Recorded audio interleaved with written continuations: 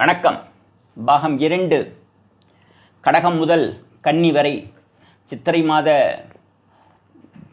ராசி பலன்கள் 14/4/2024 முதல் 13/5/2024 வரைக்குமான பலன்கள்.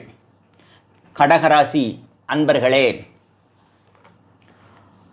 தாய் தந்தை இருவரின் உடல்நிலையில் கவனம் தேவை. இந்த மாதம் மிகவும் எச்சரிக்கையாக இருக்க வேண்டிய மாதம் கடகராசியினருக்கானவை. இதில் சற்று பலன்கள் சிரமமாகவே இருக்கிற காரணத்தால் சற்று எச்சரிக்கையுடன் இருக்குமாறு கேட்டுக்கொள்கிறேன்.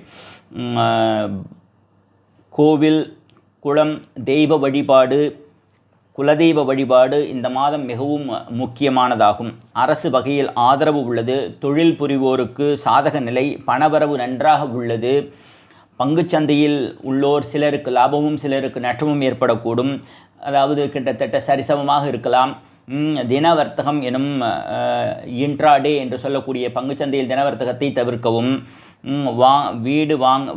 வாகனங்கள், வீடு வாங்க விற்க நல்ல மாதம் இது. உடல்நிலையிலும் கவனம் தேவை. சிலருக்கு வயிற்றில் வலி ஏற்பட்டு கட்டி போன்று தோன்றலாம். சிலருக்கு அறுவை சிகிச்சை கூட செய்வதற்கான வாய்ப்புகளும் உண்டு.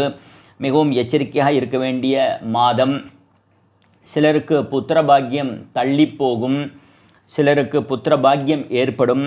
சிலருக்கு 2ஆம் குழந்தை பிறப்பதற்கான வாய்ப்புகள் உண்டு. சிலருக்கு இடமாற்றம், வேலை மாற்றம், வேலை இழப்பு போன்றவை ஏற்படலாம். சங்கீத நிபுணர்களுக்கு சாதகமான மாதம் இது. கடகராசி பெண்களுக்கு அல்லது பெண்களால் பண செலவு ஏற்படும்.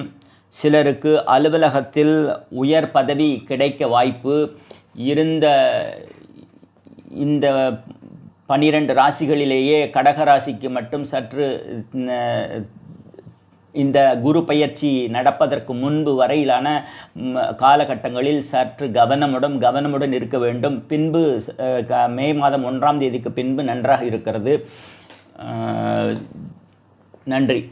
சிம்மராசி அன்பர்களே, வேலை கிடைத்தல், அரசு வகையில் ஆதரவு, இடமாற்றம், உறவினர்களுடன் கருத்து வேறுபாடுகளை தவிர்க்கவும். தாயாரின் உடல்நிலையில் முன்னேற்றம், நல்ல தனலாபம் கிடைத்தல். சிலருக்கு புத்திர பாக்கியம் கிடைக்கும். உறவினர்களால் கொண்டாடப்படுவீர்கள். மனைவியிடம் அல்லது கணவரிடம் கருத்து வேறுபாடுகளை தவிர்க்கவும். வெளிநாட்டில் வேலை கிடைக்கும். வெளிநாடு போகும் பிரயாணங்களை தள்ளி போடுதல் நல்லது. வீடு வாடகைக்கு குடிபோகும் எண்ணம் தோன்றும். இடமாற்றம் ஏற்படும். சிலருக்கு கடன் ஏற்படலாம், சிலருக்கு கடன் கிடைக்கும்.